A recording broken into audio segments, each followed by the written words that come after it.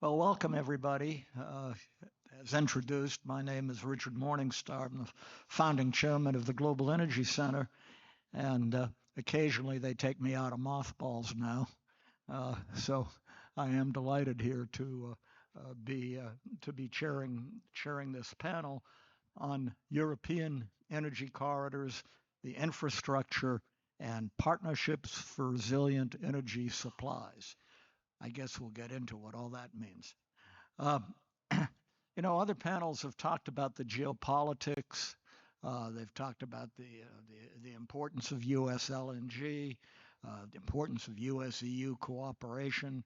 We all know that. We all know that U.S. LNG is important.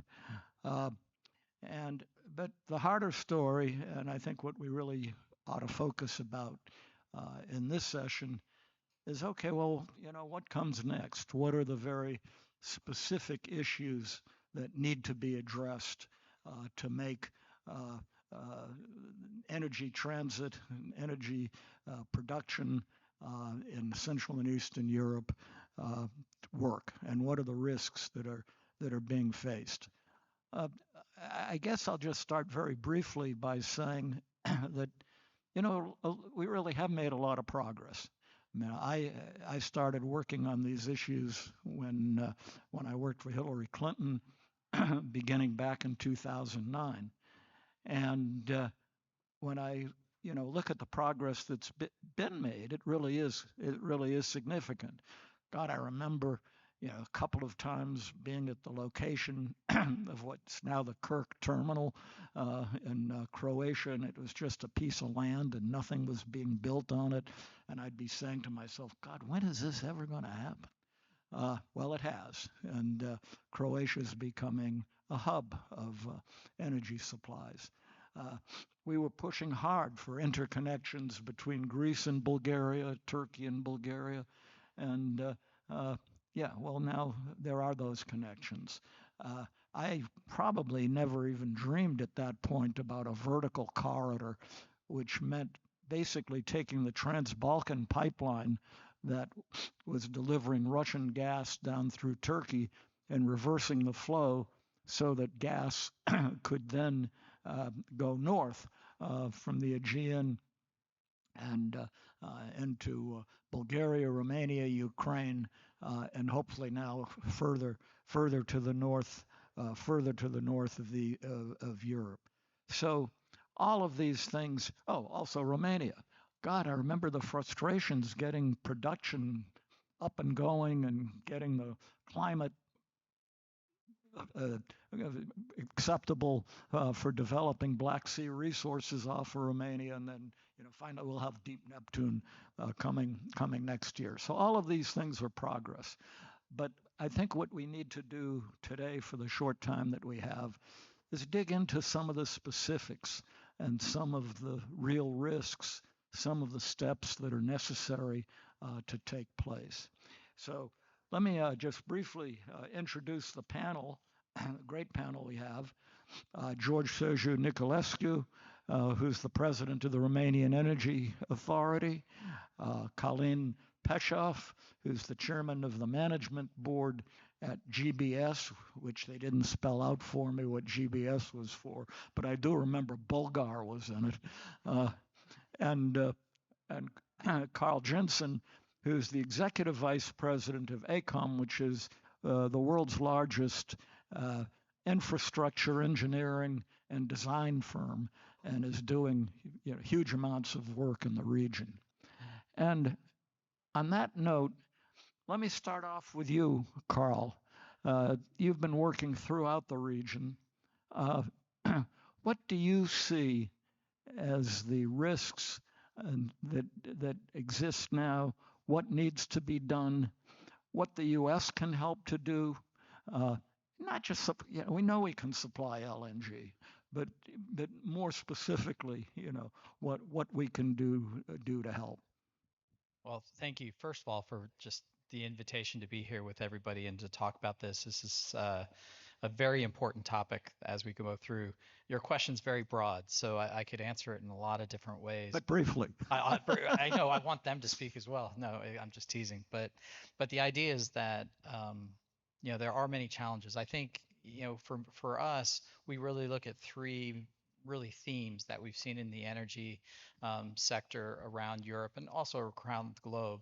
First, efficiency, right? So if I think of efficiency, I think of Europe really optimizing over the last 30, 35 years their energy production and making sure that they could get more at lower costs and really increasing that efficiency.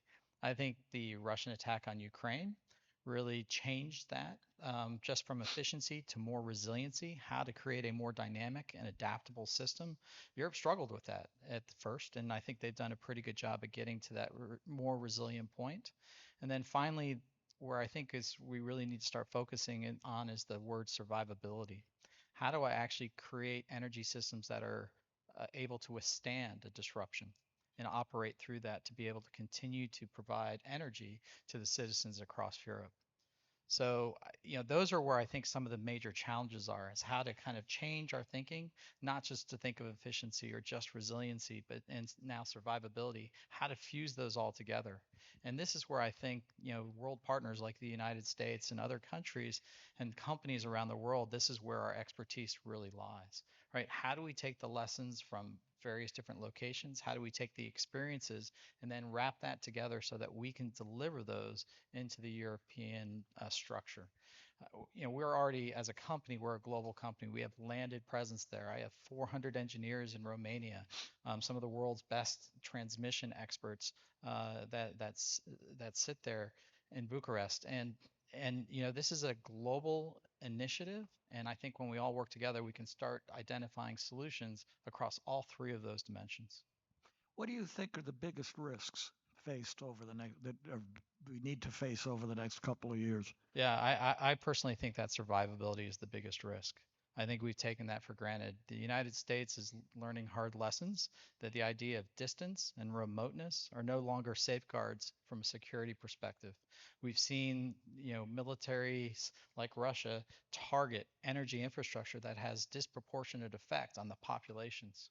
So as we're creating large investments to create a more resilient architecture, how are we protecting those assets? Because frankly, some of those assets take a year, 2 years to be able to get the components in place to be able to, create whatever system you're trying to do.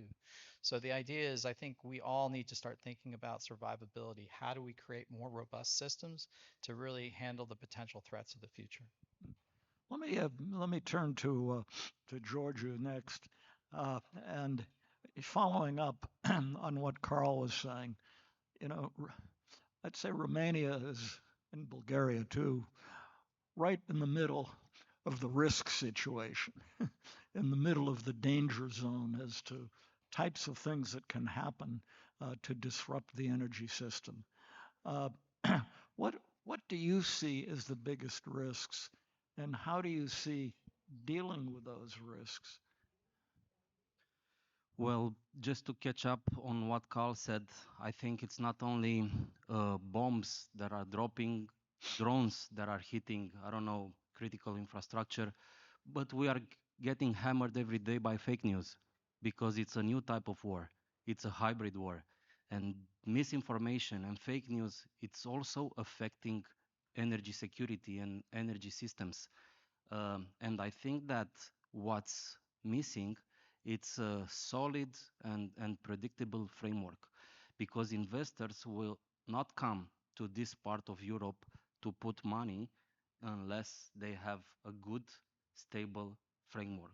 And this is what regulators like ANRE have to do to provide frameworks in order to attract investments because we cannot talk about resilience, we cannot talk about more grids, more pipelines unless we have good and stable framework. And I think that in rooms like this, too many times we have presented projects, maps, in which we are drawing lines and saying to the public how natural gas will be transported from point A to point B, or how the molecules will get compressed by showing dots on these maps. It's not enough. I mean, we need to have projects, but projects will get alive, will see the daylight if we have good framework. Well, and you're obviously involved with the regulatory, the regulatory framework. And also, when I introduced you, I guess you're also an officer of ACER, is it? That's the European regulatory Yes. body. So there needs to be a stable regulatory framework. When we talk about security, though, is there enough talked about in terms of hard security cooperation with NATO, for example? And Romania is right, I think, right in the middle of those issues, maybe Bulgaria as well. Uh, how do you see those issues? And or is that something that we need to have more cooperation with NATO, for example, to deal with cyber threats, to deal with hard security threats, whatever? Of course.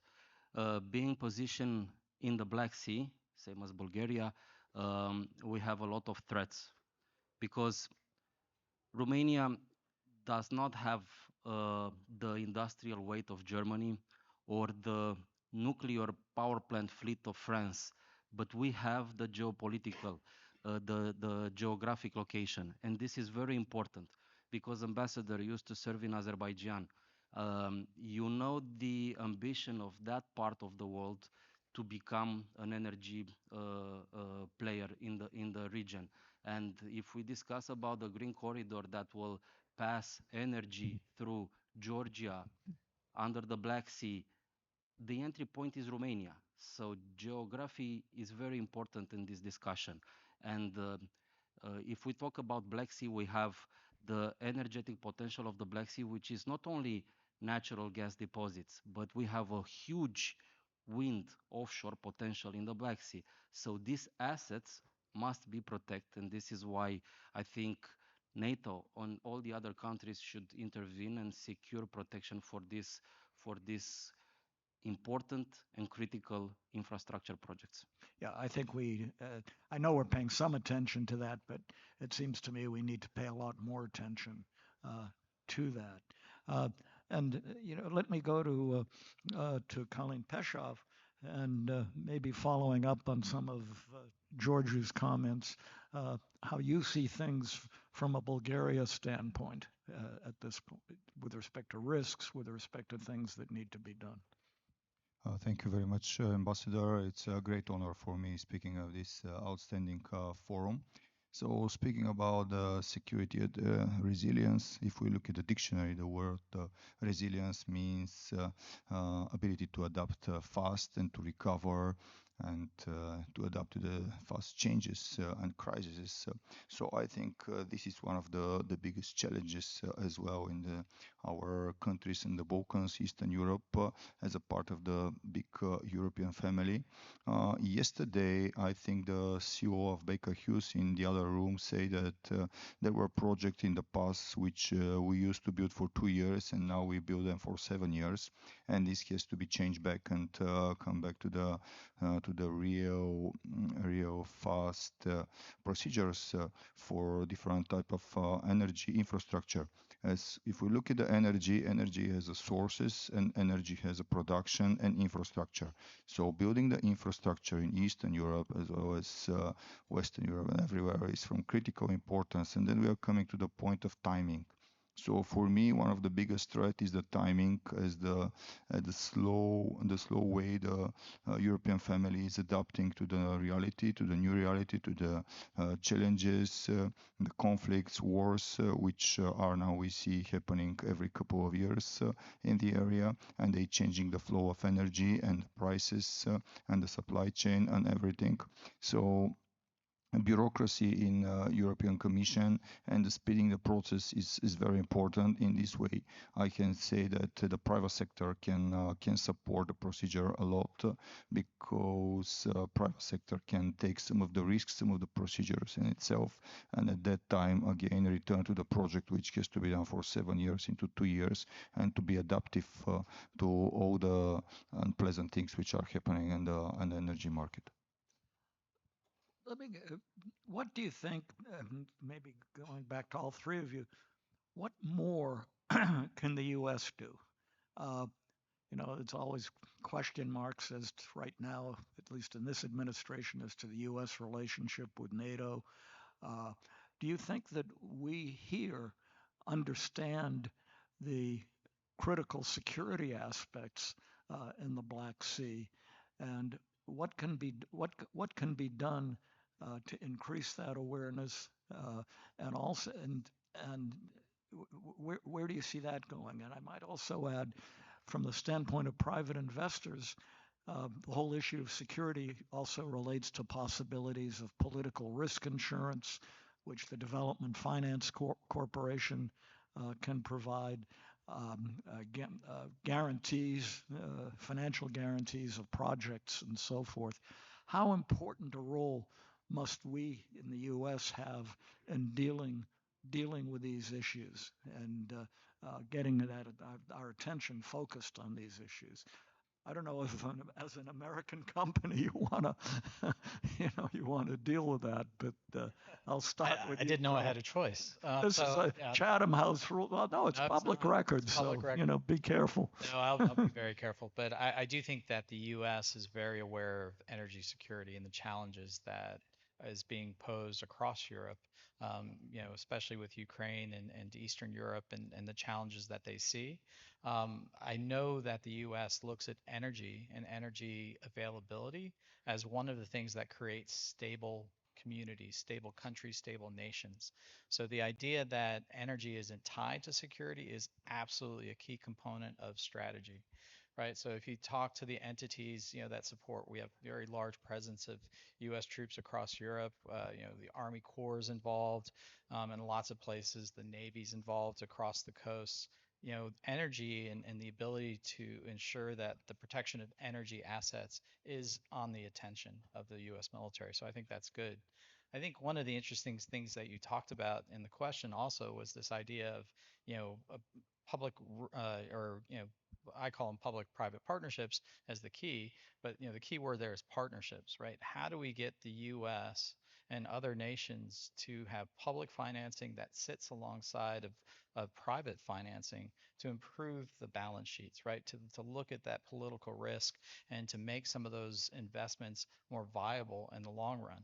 And I think that's a really important piece. And I think one of the things that this administration is doing is really focusing on this idea of commercial diplomacy, how to really encourage U.S. companies to be able to look and invest in places around the world, especially around economic corridors.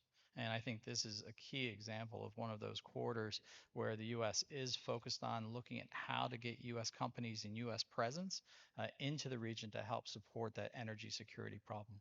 Right. Okay, well, I want to follow up on that in a minute, but let me go to Giorgio and Kalin first. Your comments. Regarding the partnership with the United States, Romania has a robust and solid partnership. I'm pretty sure that you know that Romania is the only country in the western part of Europe that has deployed Northern American nuclear technology. On top of that, the partnership with the American company NuScale to develop the small modular reactor technology in Romania, and the ambition of my country to be the first country in the European Union that will deploy this type of small modular reactor underlines the good and strategic partnership that we have with the United States of America. What we need to do to improve this partnership is to make these projects feasible. We need to make these projects work. I go back to what I said in the beginning. Not only maps, we need to deliver projects. If we talk about the vertical corridor as well, important piece of infrastructure, Romania is in the middle of the vertical corridor. And what we did to make this project feasible was to lower down rates in order for the molecules to move along this vertical corridor. But more needs to be done. These projects needs to be feasible, and this is where, in our partnership with the United States, we must work on. Yes, I'll continue as my colleague from Romania said, the technology and US best practices. We really have to use the technological advantage and the leadership of a US company to implement this in the Eastern Europe and our countries. As a company, we, for example, represent solar turbines for power generators. We implement 21 rotation units of Caterpillar and the road of the gas flow. And we are also working for the SMR, as Romania and Bulgaria has been the nuclear market for over half of a century now. So it's very logical that these two countries can continue on this road. And we are talking already for 3 years with General Electric Hitachi about implementing the SMR in Bulgaria, as we also had a preliminary talk with DFC, as you mentioned. So it's another way the partnership between US and Eastern Europe countries can go with the financing, not only the technology and financing. The third thing I would put is the good practices, the efficiency and the pragmatical approach of US in tackling all the issues and challenges. Europe has to learn a lot in terms of speed and approach and application of these issues. And another thing I will mention, you mentioned the vertical gas corridor. It's also a very good example that America put a vertical gas corridor as a priority. And for example, we as a company, we are executing a vertical gas corridor in Bulgaria. So we just finished 3 days ago the first part of it, and the second one will finish before the heating season in the end of November. It happened for something less like 2 years using the engineering approach, management, high-level supply chain, and the different tools. So it's another example of the good practices of the partnership, exactly as you say, that PPP partnership is the key word. What about DFC? How critical is political risk insurance, project guarantees from DFC, as well as not just EBRD, other financing agencies for the success of the projects? Are projects ripe yet for DFC or others to get involved at this point? Yeah, I'll start. So, I mean, DFC is absolutely focused on this as well. My opinion is that the DFC and the funding that they provide could be a catalyst for some of these projects, right? To get these projects moving forward, to create a stronger balance sheet. The investment community is a very, experienced community. They know how to, look at projects, look at the payback, and understand the finances moving forward. They are very good at finding risks and being able to price those risks into the balance sheet. What DFC can do is help alleviate some of those risks to make that balance sheet more effective, and that catalyst, I think, will accelerate projects moving forward. And you asked if there are projects that are ripe. There are. I mean, we were talking about different projects. There's multiple projects across Eastern Europe and other parts of Europe that I think are ready to go. We're just looking for the right financing mechanisms and the backing there, and that's where I think that public and private partnership together can really push things forward faster. I couldn't agree more on public-private partnerships. How would you say that interest of American companies has increased over the last few years in the region? I can't speak for everybody, but I know ours has, right? So, it is a very important region. We've, as a company, we were very focused on the recovery of Ukraine. We still are. I think that's one component. But what we've also seen is the expansion of everything we do into countries like Romania, Bulgaria, and other places. So I do think that that is attractive to the industry. And I know that they're, when I'm in these places or talking with different people, I know we're not the only people there. So I know there's more interest being generated now. Are you feeling I can the confirm interest this. of I can confirm this. investors? American presence in the Black Sea. We have Black Sea Oil and Gas company owned by the Carlyle Fund, which is operating a natural gas deposit since 2022. And I can confirm that Romania is steering interest for American companies and looking forward for more presence in our economy. Yeah. to your question about the role of DFC from perspective of Eastern Europe country, it gives not only the funding but also the guarantee that during the process of political availability and also changes during the time, DFC is kind of a guarantee that those projects which are backed up by this institution will remain priority and will stay there, because funding you can find in also in different sources, as you mentioned, World Bank, European Bank, and also corporate banking system. But DFC really gives a guarantee that those important and geostrategic projects will remain a priority. You know, two areas that, well, two obvious areas that we haven't talked about. You know, one is Ukraine, and that what role the region, your region, can play with respect to improving the Ukraine energy situation. I know a lot's already been done just by getting gas, again, through the vertical corridor to Ukraine. I know Romania and maybe Bulgaria as well has really helped Moldova over the last few years. What is being done in the region? What can be done, and what opportunities are there to work on Ukraine energy issues and its connection with Central and Eastern Europe, and particularly Southeastern Europe? Well, Romania provided help in terms of energy resources for Ukraine and for Republic of Moldova. I mean, we are keeping the lights on in Republic of Moldova for around 4 winters now.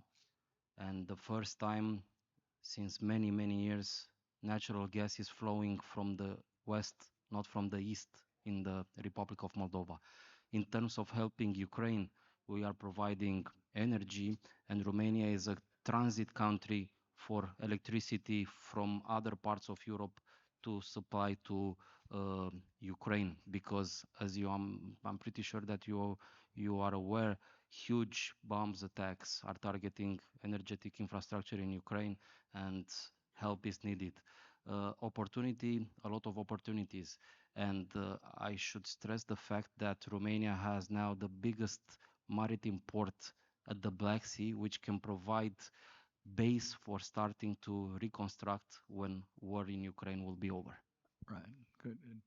Any comment? Yeah, to your question, as you mentioned, our countries are pretty close, and building the infrastructure in one of the countries, and if any of Bulgaria, Romania, Moldova is keep building the infrastructure for gas, for electrical grids, for road and transport infrastructure, this will all helps to move, no matter the first SMR is in one of the other countries, or the nuclear plant is there, to move the energies up to the north and left and right, and to support those countries who suffer these problems now with the energy and keep again the lights. And so building the infrastructure for me is the most important, and the surrounding countries is making the interconnection with their neighbors, so we can always support the one who needs. What are you seeing, Karl, from your perspective as a major private sector company involved in the region, as to what is being done and can be done with respect to Ukraine that will benefit both Ukraine and the Central and Eastern Europe? It's a great question. So I also, with one of my many hats, is I've been our Ukrainian task force lead since the conflicts began. I've been there multiple times, and the last time I was there, I sat with the head of Ukrhydroenergo, which is the hydro provider for Ukraine, and he brings out the video of the drone attacks on multiple of their dams and their different hydro facilities. It's alarming, right? And how much destruction in a very short period of time on systems that are supposed to last for 30, 50 plus years. So I think one of the things that, just from, Europe and the rest of the world's perspective, is we also need to learn from Ukraine, right? And what they've done and what they've had to go through, and to make sure that we're thinking about that in our systems so that they are more survivable and more resilient in the future as it moves forward. So that's one lesson.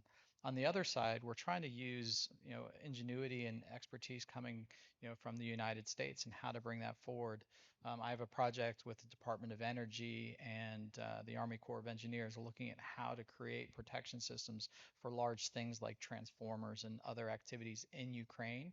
We've handed that off to Ukraine, and Ukraine's using their indigenous construction and other capabilities to try to put those systems in place. And they have a robust level 1, 2, and 3 system to try to protect those activities. But I do think from a private company, what we're really looking for is, where are those opportunities in the future when the conflict ends and we can really start looking at the reconstruction? Energy is going to be a key component for Ukraine. They don't have enough of it today, and all of their aspirations and every part of their economy growth that they want to be able to leverage requires more energy than they have today. Some of it's going to come from partners, right? You guys have talked about that, and whether it's from Romania, Bulgaria, or wherever, I think a lot of that interconnection is going to be very important for Ukraine. But they are looking at how to nationalize some of their assets that'll allow private companies to come on. We're looking at pump storage. We're looking at rebuilding dams. We're looking at natural gas and other type of facilities that can be put in Ukraine in the future. So I think there's lots of opportunity. It's about really making sure that we're working that in collaboration, and then again using that partnership with the government to ensure that we can buy down some risk. On the whole Ukraine issue, I think maybe the most surprising thing that I've witnessed in the last 3, 4, 5, 10, 15, 20, 25 years maybe is the vertical gas corridor. I never would have thought that could practically happen. That that somehow the Russians have put up with it. I mean, I saw that as a huge potential risk to the reverse flow. Maybe they just had no choice in the end. But I think it is remarkable, and I think it was a very, very brave and courageous among all of the policymakers who were involved in that to get that done. I mean, I think it really, really is great. I congratulate everybody who might have been involved in that. One other thing briefly to get into is we haven't talked about the Western Balkans, and sometimes they get forgotten a little bit, whether it's Albania, problems with Serbia maybe, Bosnia, and so forth. How do you see issues, how do you see energy becoming more available, more efficient in the Western Balkans at this point? Is the Kirk terminal enough? What else has to be done? Investments.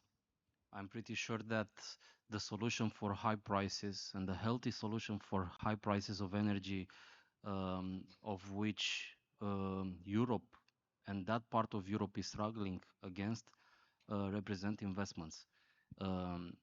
If we do not start to deploy huge generation capacities and investments in the grids, we will not be able to start back our economies and the domestic consumers to have an affordable electricity or natural gas bill. And this is for all the countries in the region. And let me give you an example. In Romania, in the last years, we have more than 7 gigawatts of renewables deployed, and our targets for this year, 2026, is to have 2 gigawatts of storage capacities in order to balance the system. So this is not only the Romanian case, but I think that it is the whole region case, because we are all interconnected and energy is flowing without any bottlenecks for all the countries in the region.